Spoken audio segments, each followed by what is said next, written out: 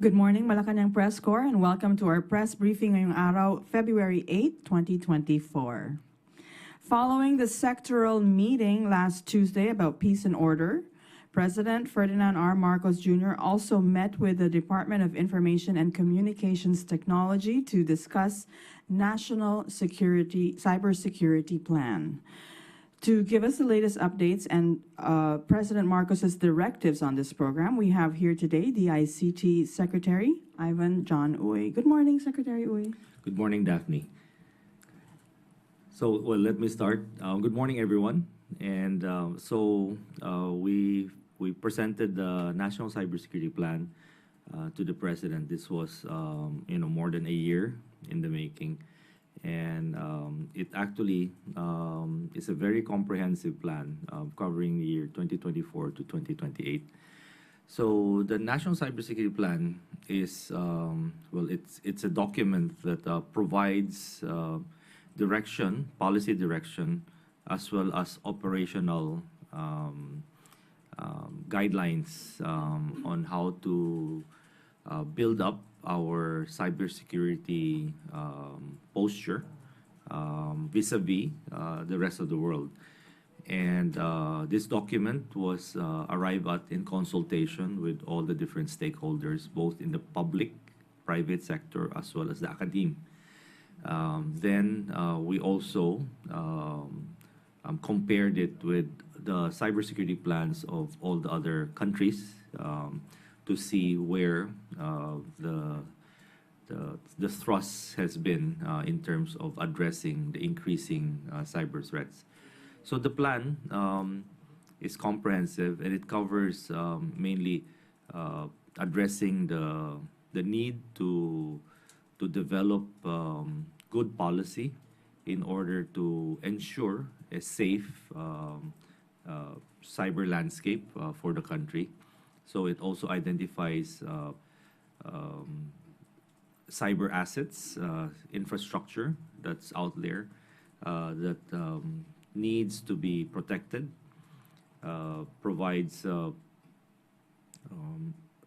how all of the different government agencies, the different sectors, whether it's energy, transportation, finance sector, can come together and address quick responses in case there are any attacks or any attempts, and a good coordination mechanism so that these information are shared.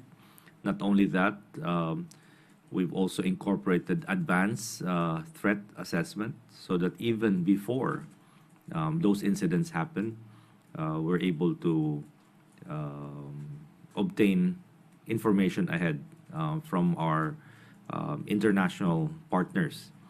Because, for instance, if, let's say, an attack happens in a bank in another country, then we have information exchange programs through our computer emergency response teams that can share those information so that we can proactively advise our banks here that, okay, there has recently been an attack on this particular bank in this particular country, and this was the mode of attack, this was the payload, this was the vector that was used in the attack. And so our banks would be advised ahead of time and prepare for it. Because whatever vulnerability has been exploited in that attack would most likely be the same vulnerability that cyber criminals will use in order to penetrate the other banks or other financial institutions. So these are some of the proactive approaches that are included in that plan. Second, which is also very, very important, is our capacity building and upskilling.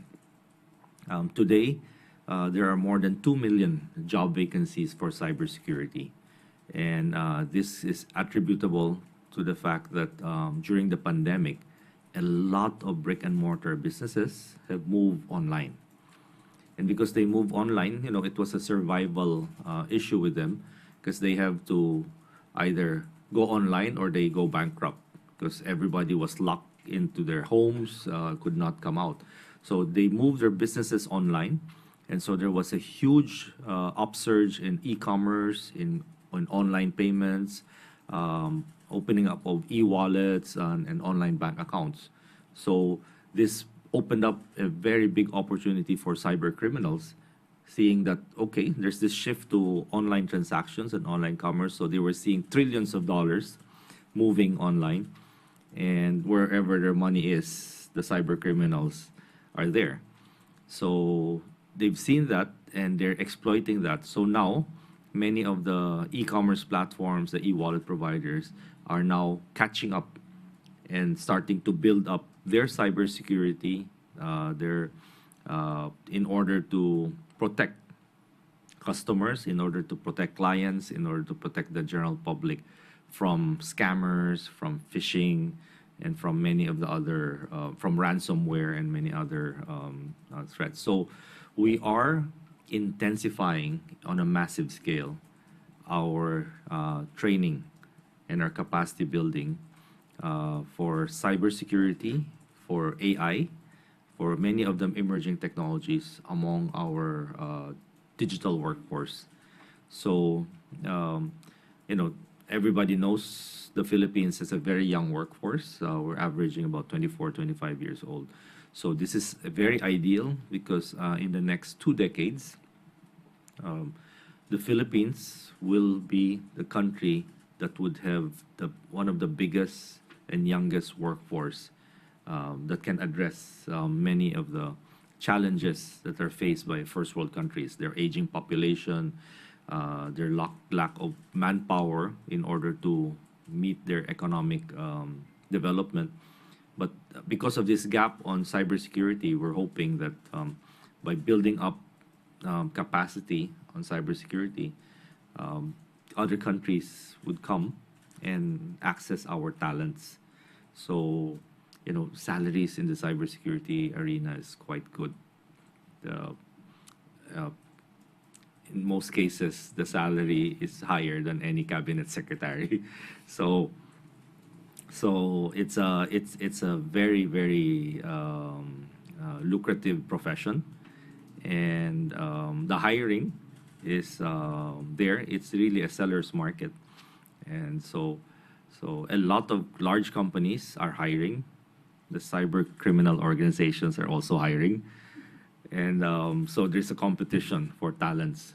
And Filipinos are known to be digital natives. We love our gadgets. We love our technology, and so I think developing the right skills to address this growing challenge is just correct.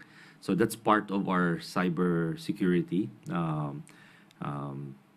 program, and the plan includes this upskilling or scaling up our training component.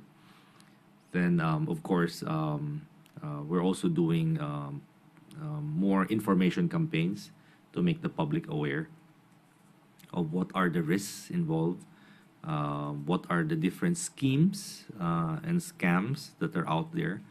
For instance, this is February, so we recently just made a public announcement to watch out for love scams, because that's going to be very prevalent now in this month of love. And we landed in the world stage back in 2000 with the I love you virus. So Filipinos are naturally romantic, and we just need to warn everybody to watch out against clicking baits or phishing attempts. The cyber criminals are becoming very, very innovative, very smart, and they are very adept at using what we call social engineering in order to steal your passwords, to coax you into revealing your online e-wallet accounts, and so on. So they disguise themselves as legitimate banks, credit card companies, sometimes even government agencies, to coax you into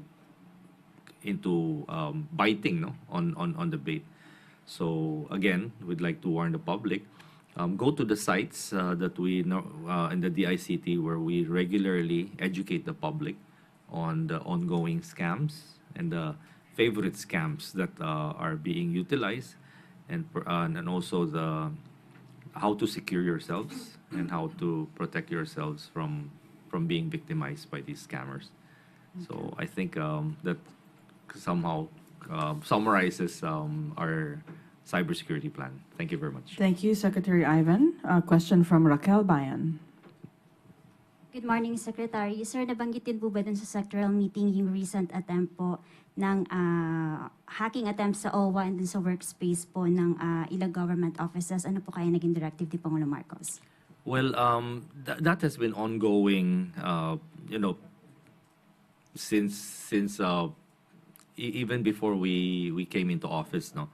We've been monitoring regular probing, regular threats coming from all sectors, from criminal organizations and many threat actors in the world. So we take those things very seriously, and we actually have built up more competencies in detecting early on any of those attempts to hack into not just government systems but also private corporations. There have been some private institutions that were also compromised via ransomware. The most in the government, I think the one that has attracted most attention was the PhilHealth ransomware attack. So the directive of the president has remained the same, that we need to be vigilant and we need to be always on guard in protecting our cyber security infrastructure. However, this is not a single person or a single agency's responsibility. We have to take it as a whole, not just a whole of government approach, but a whole of nation approach. Because the responsibility to protecting our cyber borders does not only lie with the ICT or with the defense, but with each and every Filipino, to be more vigilant and to be more aware of any of these attempts. Sir, for clarification lang po, yung mga ganitong hacking attempts po, kahit nag-fail po sila ng attempt, definitely may nalabag na po ba sila sa batas and we can prosecute them? Oh, definitely. Under the cybercrime law, merong nalabag na batas. But, ang mga threat actors so kasi may foreign at may local. So yung mga local, madaling hulihin, no? At marami na kaming nahuli dyan. At some of them are currently under investigation by the law enforcement agencies or by the Department of Justice for prosecution. Ang challenging are foreign threat actors dahil they reside outside our jurisdiction, and sometimes they hide behind certain countries that may harbor them for their own reasons. Many of these hackers are actually mercenaries, meaning they go for the highest price. So they hide in safe havens, then they offer their services to anybody, whether to cyber criminal organizations or to governments. And so minsan siguro it will not even be surprising that two governments that are going against each other are actually hiring the same group of mercenaries to hack each other. So ganun talaga, no? Kung mercenaries yan, walang loyalty yan. Our loyalty is to whoever pays them. And then, sir, based po dun sa initial investigation po natin, China-based po itong recent attempt ng hacking. Meron po ba tayo or makikipag-ugnayan po ba tayo sa China to help us prosecute them? Yes, actually, they have reached out to us if we can do some cooperation. Dahil it's actually both ways, no? Cooperation has to come as a mutual activity. So they are willing to help. They have mentioned that if we can share with them kung ano yung nangyari, para mahanap daw nila kung saan at sino yung gumawa nun. In the Philippines, we're also arresting quite a few. If you would recall, nung nag-raid kami ng isang scam center sa may Pasay, where we arrested 600 individuals. Out of the 600, 200 of them were Chinese. And nung nahuli namin at nakita namin yung mga computers nila, ang mga binibiktima nila ay mga citizens rin ng China at mga residents ng Hong Kong, ng Taiwan, ng Singapore, all Mandarin-speaking countries. Tina-target rin nila for their scams. So, ganun, no? So, nahuli namin yun at yun rin, no? Gusto rin ng China na once we prosecute these people, eventually, gusto nilang ma-deport rin to their country so they can properly prosecute these people who are attacking their citizens and compromising also their cybersecurity. So we are open to working with everybody.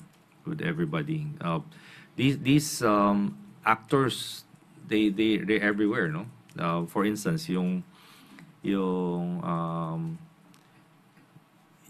ransomware attack na nangyari sa PhilHealth, it was using the Medusa ransomware, which is actually based in Russia. So, maraming mga ganitong criminal organizations, mga mercenaries, hackers, na nagtatago sa iba-ibang mga bansa at ginagamit ang kanilang mga talento sa masasamang paraan. So, importante po ang coordination among different countries to work together and go after these groups. And then, sir, lastly from my end, you mentioned kanina yung cyber criminals, mas nagiging innovative na po sila. Sir, should the public be worried? Ano po kaya assurance na ibibigay natin sa publiko? Nako, dapat maging alerto po, no? Alam nyo po, kahit na anong cybersecurity firewall or protection na ilagay natin dyan sa sistema nyo, malulusutan rin po yun kung using social engineering, you willingly give up your password, you willingly give up your PIN, your phone number, at once na nakatanggap kayo ng one-time password, binibigay niyo yung one-time password doon sa scammer. So, dapat maging alert, no? At wag kong masyadong gullible yung public. Kung inaalok ko kayo ng isang bagay na too good to be true, nanalo kayo sa raffle, sa loto or whatever, or sasabihin sa inyo na nagkamali yung bangko at nabawasan yung account nyo ng itong amount. So tumatawag ngayon sila upang i-correct yun at hinihingi yung account number mo at hinihingi yung huwag nyo po basta-basta ibigay yan, no? Napakadali naman. Ang gawin nyo po is ibaba nyo yung telepono at kayo po ang tumawag sa bangko nyo at i-verify nyo. So, hanggat hindi po kayo ang tumatawag sa mga numero or sa mga contact information na alam nyo na sa bangko, huwag ko kayong re-rely sa tawag ng iba sa telepono nyo. Dahil hindi ko kayo nakakasiguro na ang tumatawag sa inyo scammer ba o totoong lehitimong bangko or online or credit card company or whatever. At napakatalino po nila, no? Bago kayo tinatawagan and nire-research na po kayo. Very expert na mga mga scammers po. So pagtawag sa inyo, alam na yung pangalan nyo, alam na yung birth date nyo, alam na yung address nyo. Dahil ni-profile na ho kayo sa social media, kinuha na yung mga information nyo from different sources. So talagang targeted kayo for that. So don't be misled. You need to be alert. Maybe would be a good time to paalala sa ating mga nanonood to alalayan ng mga elderly parents and grandparents kasi ang daming seniors na madaling nabibiktima sa especially hindi sila sanay sa online banking, yung mga alam na yung birthday nila, mother's maiden name kasi it's all shared online. So please look out for those who are easily vulnerable. Okay, we have a question from Tuesday New DZPP. Please pass the mic. Hi sir, nabanggit niyo po kanina ay i-upscale na natin o upgrade yung capacity ng ating mga tao dito sa bansa. Nagsisimula na po ba yung training sa kanila? Yung mga tao na po ba ito ay from the government? Paano po yung public like us na gustong matuto? Saan kami magti-training and would this be libre para sa training o paano po? So our target is nationwide po, no? So currently with the resources that we have, we're currently upskilling government workers muna. But nasa programa na po namin yan na within the year to be able to deploy a more inclusive cyber training to the general public. So we have a DICT ICT Academy. So we're going to expand that academy to include not just training for government, but also to the private individuals who wants to be trained. At the same time, we're also working with different providers, whether these are universities, colleges, training institutes, for them to possibly deploy some of the course content that we will curate that will allow them to learn more. And we're also working with industry to provide those content. So, alam mo niyo, maraming mga cybersecurity at mga providers like Google, Microsoft. Meron silang mga certification programs, training and certification programs. Ang ano lang dyan is minsan may pagkamahal, no? Sa training. At then eventually, babayad rin ulit kayo for certification. So, we are identifying anong mga training components na maaring libre at maibigay sa publiko. Ngunit kung gusto nila na mas advanced na training, na magkakaroon sila ng certification, we will be negotiating with these companies to provide maybe a volume discount na okay, kung makapag-enroll kami ng 10,000 students, ito yung rate na ibibigay nyo sa ICT Academy ng DICT. So, lahat na mag-enroll, may ibang component na libre, but once na pumasa na sila at may ibang mga estudyante or mga learners na gustong mag-advance pa sa next level na medyo magbayad sila, it will be on a much lower rate. And then we'll work also on scholarships, perhaps for some of those na nakita namin na mapursige, no, sa pag-aaral at may talento na maging super hacker or something like that. So kung may mga ganong talents, then we'll identify them and provide them perhaps with scholarships para ma-level up naman natin yung ating mga experts. Alvin Baltasar. Secretary, good morning po. Kanina nabanggit niyo yung 2 million jobs for cybersecurity. Pero dito na lang tayo siguro sa office ng DICT. May job openings po ba sa inyo na for cybersecurity na hindi ako mag-apply, sir. May re-recommenda lang. Hindi, sir. For cybersecurity duties, kung meron, ilan yung mga kailangan nyo, sir? Actually, the more the better. Ang problema lang natin po is, typical in any government office is the plantilla that's allowed by DBM, based on budget and all of those. So diyan tayo limitado at ang nakakalungkot po is yung position or plantilla classifications natin, napakaluma po. Napakaluma. So, wala po tayong item na cybersecurity or AI expert. In fact, meron po tayong items na punch card feeder or telephone network operator. Yung mga dating nakaano tapos nagsasaksak. May mga items po tayong ganun sa plantilla natin sa gobyerno. So, long overdue po, no? Mukhang napabayaan itong mga reclassification of positions in the civil service and all those. So, kailangan nung baguhin at kailangan ma-update po yan dahil marami hong mga positions na obsolete na yung mga talent at yung sweldo ay napakaliit.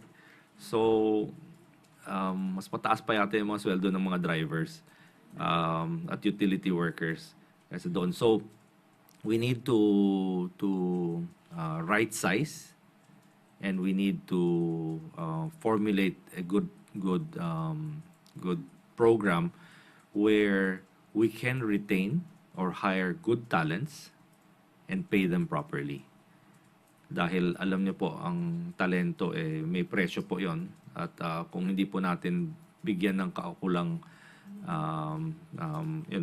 monetary consideration, talagang magre-resign yan at lilipat sa private sector. So sometimes we just appeal to their patriotism to para sa bayan, to serve the public.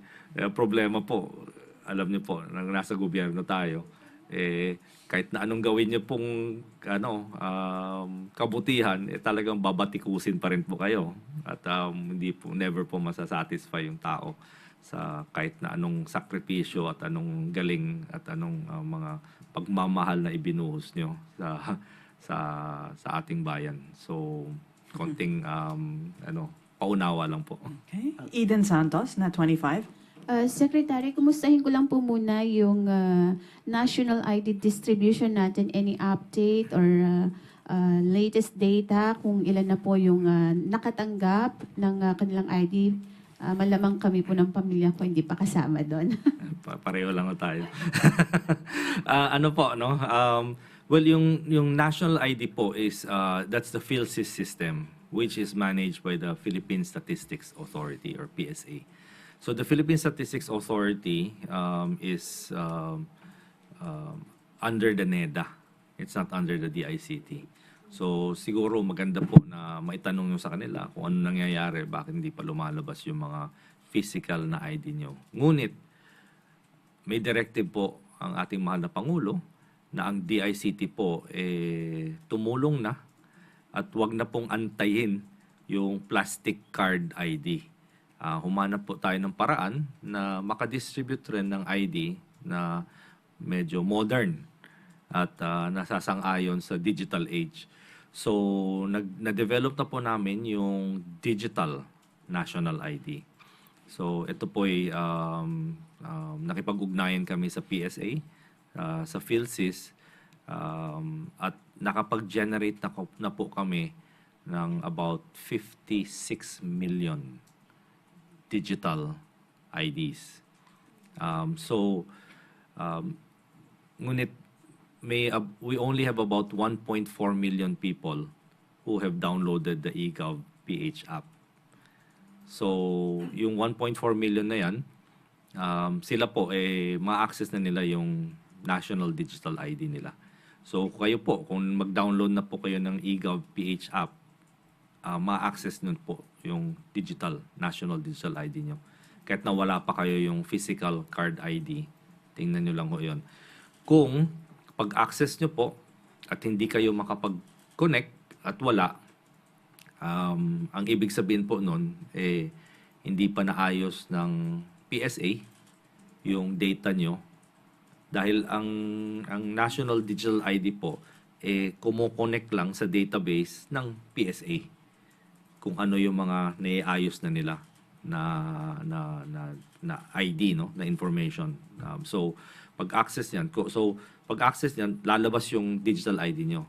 Kung sinabi na hindi ma-access, then may problema sa PSA. So, tawagan yung PSA at tanungin nyo kung ano, maaring mali yung picture na or yung resolution ng picture hindi ganun kaganda, so hindi ma-validate yung biometrics nyo, or maaring may error sa pag-input ng birth date nyo, ng address nyo, or whatever, at yung issues na yung kailangan ayusin sa PSA. Secretary, ito pong egov.ph.cap ba yan? Tama ba? egov.ph. Okay, .ph. Pumunta lang ko kayo, wag ko kayo magkiklik ng any link. Pupunta lang ho kayo sa Apple Store or sa Google Play. At doon ho kayo magda-download. Kung makatanggap po kayo ng text na mag-download ng egov PH app at may link doon, scammer ho yun. Dahil hindi po kami nagpapadala ng link. Sasabihin lang namin, pag text namin sa inyo, sasabihin lang namin, download the egov PH app, go to your Apple Store, go to your Google Play. We do not put that link. Yung mga links na yan yung mga pinaka-paboritong tool ng mga scammers. No? Pag-click nyo yung link, dadalhin kayo sa website nila at mukhang lehitimong website at doon kukunin lahat ng mga information. So yun po sana yung follow-up question ko, no? Kung prone din ba sa hacking, sa cyber attack itong app po na ito? And ano po yung ginagawa ng DICT para po ma-prevent na ma-scam din yung ating mga kababayan na gagamitin itong digital app na ito para sa kanilang national ID? So, so long as you go to Apple or Google to download it, dumaan na po yun sa dung dalawang kumpanya na i-check nila na lehitimo ang app na yan. At marami pong mga requirements no bago pwedeng ilagay yung app na downloadable doon. So you're assured that it's a legitimate app. And once you download it, ano po no, we have put that app into a lot of testing. So we've actually even hired professional hackers to hack and even put up rewards. Whoever is successful, we're gonna give them a reward. So far, wala pa naman, no? Okay. For Hack4Gov, tawag namin ng Hack4Gov. So they inform us, they register with us, and they will say, okay, then we can hire them, and they will do the hacking. So the app has gone through a lot, not just locally, no, pati mga international cybersecurity organizations that do vulnerability assessment and testing, penetration testing. So marami na pong iterations. Ang medyo wala po kaming full control yung mga sites where the app is linked to.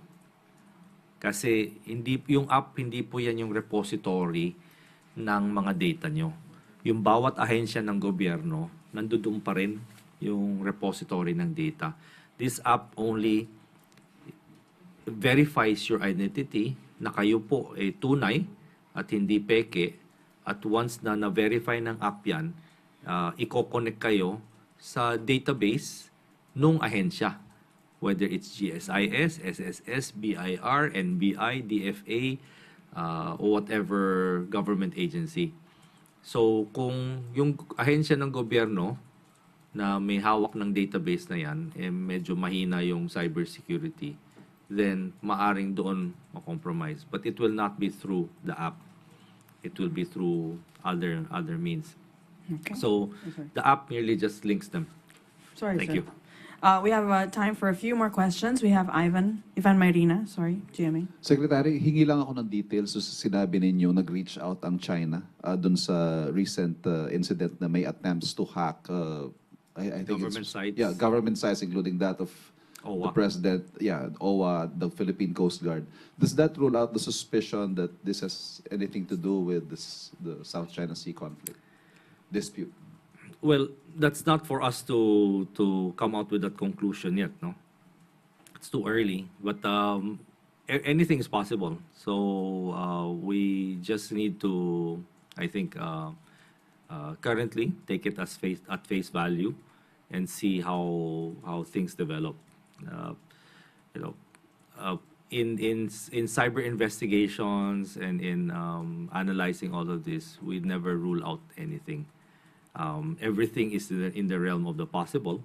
So, but we always maintain an open arms.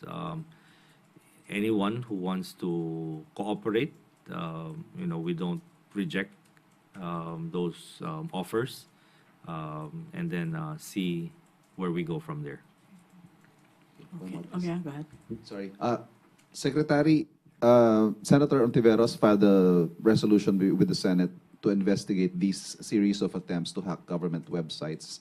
And in a related investigation, may similar din pong ginawa sa House, where tech experts expressed concern that AI might be getting out of control at itong deepfake nga daw posibleng magamit sa next elections and all that. What's your take on this, Secretary? Actually, deepfake is not being used for the next elections. It's already being used currently for many elections. So there are several elections that's ongoing worldwide. And this year, I think there's the most number of elections yata of many countries now, including the United States. So we're seeing a lot of deepfakes out there on social media platforms and many of the other platforms. So AI-enabled deepfakes is quite rampant. So we need to be more discerning. Unfortunately, this could possibly be used for misinformation and to put words into your mouth. They can actually imitate not just your voice, but also your looks, and make it appear that you are the one doing this activity or making these statements. I'm sure many of you have accessed some of the parody deepfake sites that's out there. That's doing it. But meron silang disclaimer. Nilalagay nila, this is a parody site, and we're imitating the voice of so and so, but this is not them. Or sometimes may nakikita kayong mga deepfake pictures of, let's say, some famous movie stars na nasa Tondo, nagsha-shopping sa 168 or kumakain ng fishball. Pero alam niyo po na itong mga artistang ito was never in those areas. But kuwang-kuha po, and those are just photos.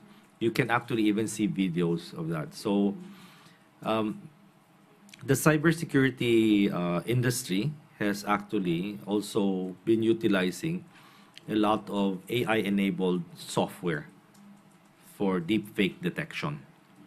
So we are working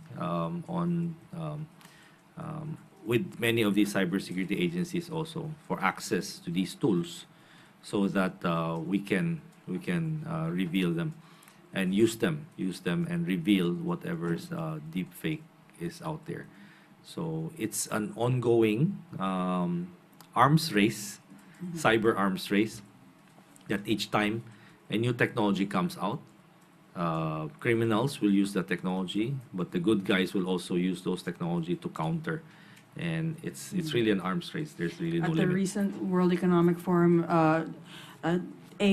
misuse of AI that leads to misinformation, disinformation, is considered the #1 risk, greater than climate change, short-term risk. Because of this year, it could topple economies and, democratic elections. So it's a global concern. Okay, let's move on to Ann Soberano. We don't have much time left. Sir, last lang. Dito, nagbanggit kasi ng Philippine National Police, sir, na concerned sila ngayon sa itong pagbebenta ng mga pre-registered SIM card. Paano po nakakalusot ito at may monitoring din pa ba ang DICT? At ano po yung ginagawa nyo dito? Thank you. Actually, the police are also coordinating with our CICC, no, our Cybercrime Investigation Coordinating Center, together with the telcos, and identifying kung ano nga ba itong mga ginagawa. Ang nangyayari po is many of the pre-registered SIM cards are actually registered under legitimate names. Ngunit ang ginagawa is binebenta nga yung SIM card nila. Dahil magkano ba SIM card ngayon? Mura lang, 20 pesos? Ha? 30 pesos. 30 pesos, i-rehistro nila sa pangalan nila, tapos bebenta nila ng 500. Quick, easy money for them, no? Hindi nila naisip yung consequence sa kanila. So, minsan pag nahuli natin, at nakita natin at hinahanap natin, some of them come from our kababayans na medyo not well off, and they just want to make a quick buck out of it. So we are trying to formulate ways with the telcos on how we can address this concern. Paano liability? Tunay na tao yun. Paano naman sasabihin ng telcos na, dahil pulubi ka, hindi ka namin bibentahan ng SIM card. Hindi pwede, di ba? Okay. Tuesday New, and then the last one will be Alvin Baltasar. Sir, mayroon na tayong SIM card registration law, pero marami pa rin text scam. Saan po ang nakikita niyong ang loophole or pagkukulang? But ganito pa rin, mayroon pa rin. Ano po, no? Marami ngayon nanggagaling po sa what we call OTT, over-the-top providers. So, pinapadala nila sa Telegram, sa WhatsApp, Messenger, and so on. So, in many instances, those apps do not need a SIM card. I mean, sa Messenger nyo, kailangan ba ng SIM card? Hindi. So many of them do not need a SIM card. All they need is to know your social media account that is linked to those communications accounts, and then they send it to you.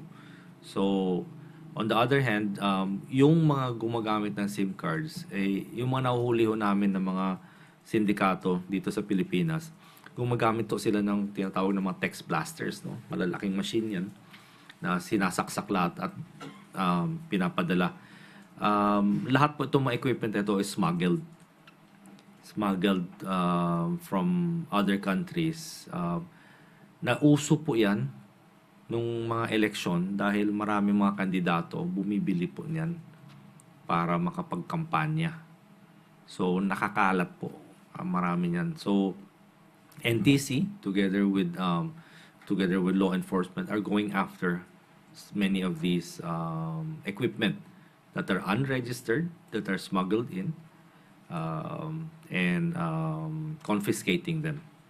But we need to work with the Bureau of Customs to find out paano nakakapasok yung mga equipment na yan. And we need to work with local governments and candidates for them to surrender those unlicensed and unregistered equipment. Good luck to that. Okay. Okay. Alvin Baltasar for the last question. Thank you. Secretary, sorry, pero babalikan ko lang kanina yung sa plantilla positions supposed to be para sa office nyo for cybersecurity officers. Sec, may coordination na po kayo dito sa civil service. At saka kung sakaling hingin kayo ng rekomendasyon ng civil service, magkano yung i-recommend yung starting salary ng cybersecurity officer para mahikain natin sila?